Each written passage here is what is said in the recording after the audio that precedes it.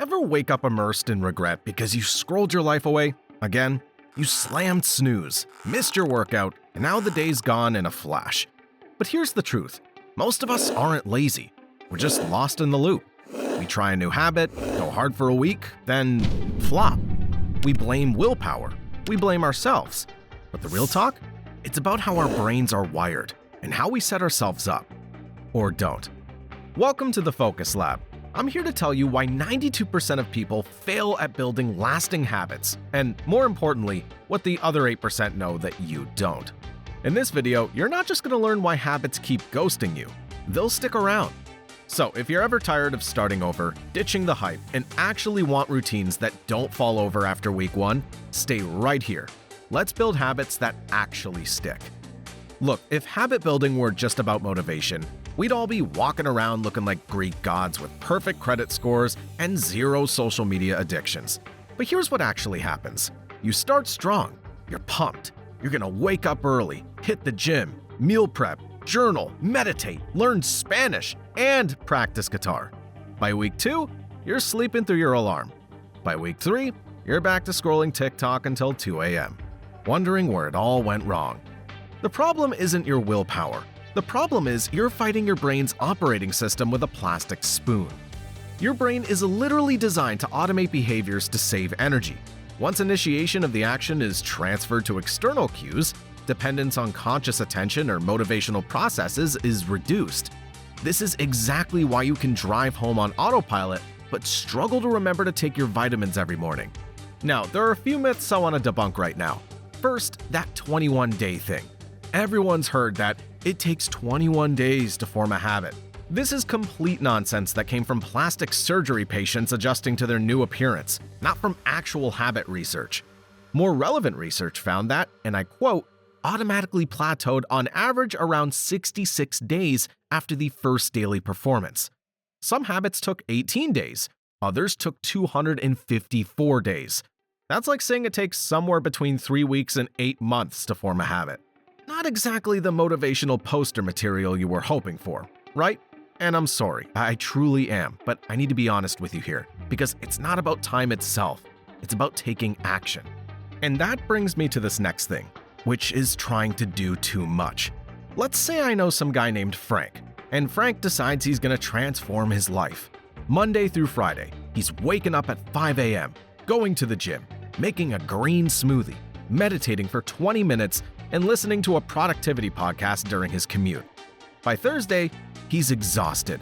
By Sunday, he's binge-watching Netflix in yesterday's clothes, ordering DoorDash for the 3rd time this weekend. That Frank could easily be you every 2 weeks so far this year. And you can't blame yourself, honestly. Your brain has limited processing power. When you try to change everything at once, you're basically asking your mental computer to run 17 apps simultaneously. It crashes.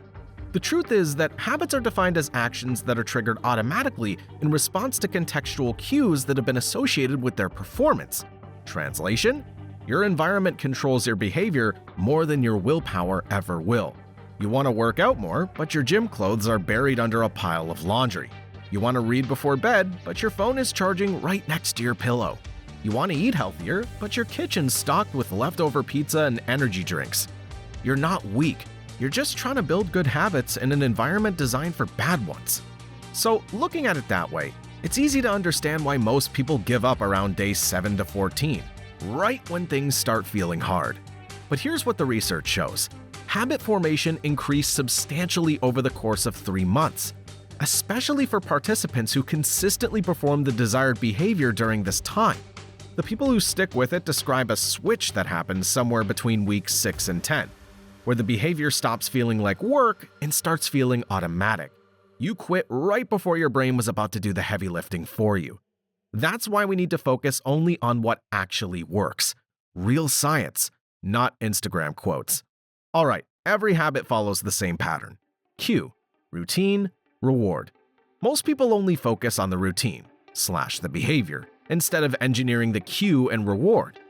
Let's say you want to start working out.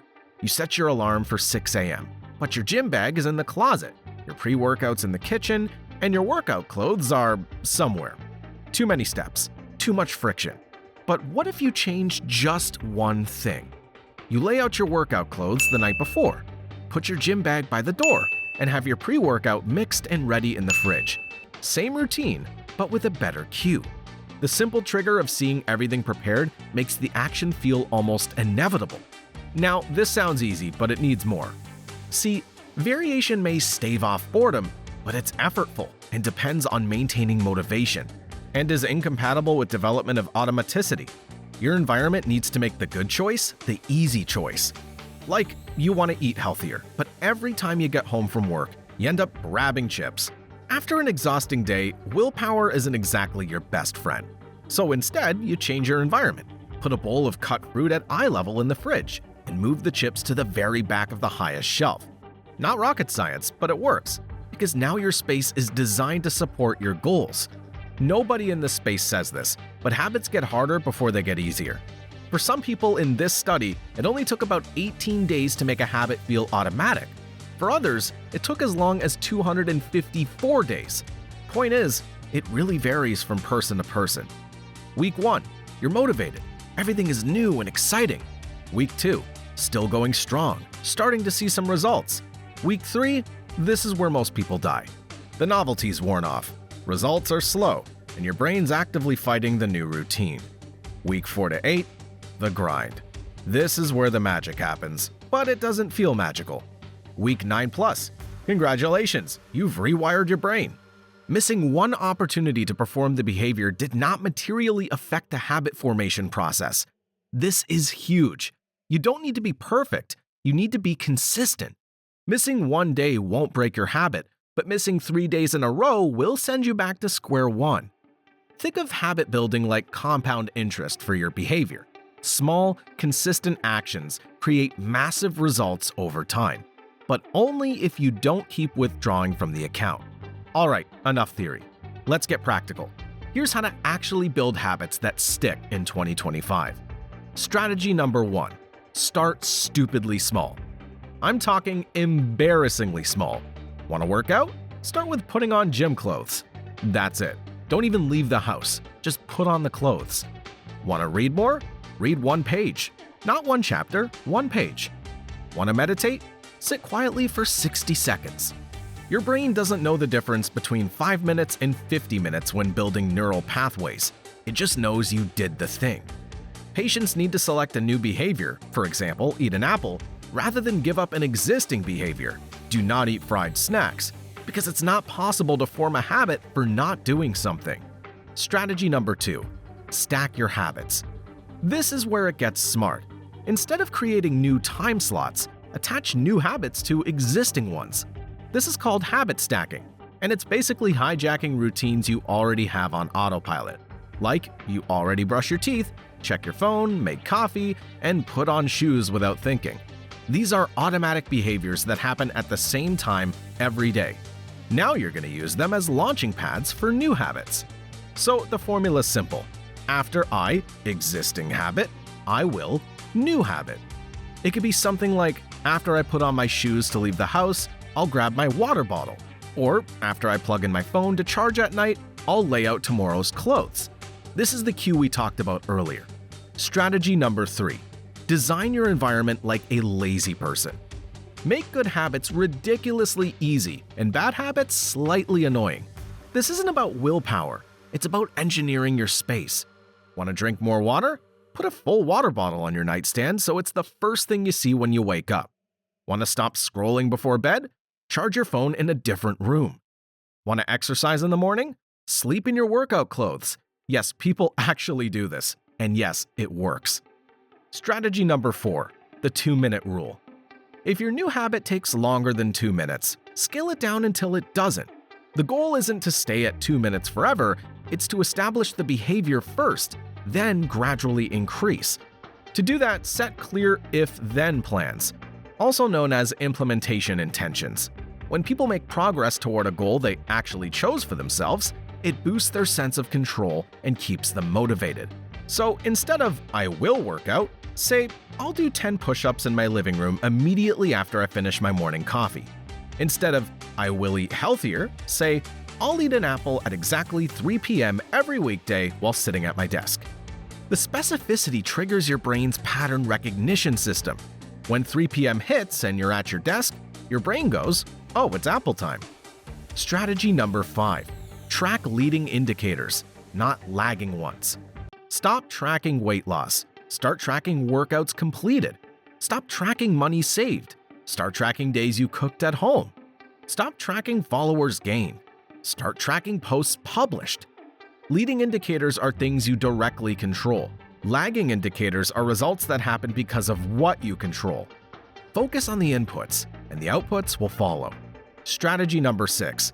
The identity-based approach. This is the game changer. Instead of setting outcome-based goals, adopt identity-based habits. Don't say, "I want to lose 20 pounds." Say, "I'm someone who prioritizes their health." Don't say, "I want to save money." Say, "I'm someone who makes intentional financial decisions." Don't say, "I want to be more productive." Say, "I'm someone who shows up consistently." Every action you take is a vote for the type of person you want to become. When you do 10 push-ups, you're not just exercising, you're proving to yourself that you're the type of person who exercises. When you choose water over soda, you're not just making a healthy choice, you're reinforcing your identity as a healthy person. Strategy number 7. Plan for failure before it happens. Miss one day? Get back on track immediately. No guilt, no drama. Miss 2 days? Figure out what went wrong and adjust your system. Miss 3 days? Start over, but with better environmental design. The people who succeed long-term aren't the ones who never fail. They're the ones who bounce back fast. Look, here's the reality. You're going to be the same person a year from now, except for the habits you build and the books you read. The question's whether you're willing to start small enough and stay consistent long enough for compound growth to kick in. Stop trying to transform your entire life by Monday. Start trying to become 1% better at one thing, consistently, for the next 66 days. The people who comment on this video and actually try just one strategy are going to look back and realize this was the turning point. And if you found this helpful, here's how you can help me.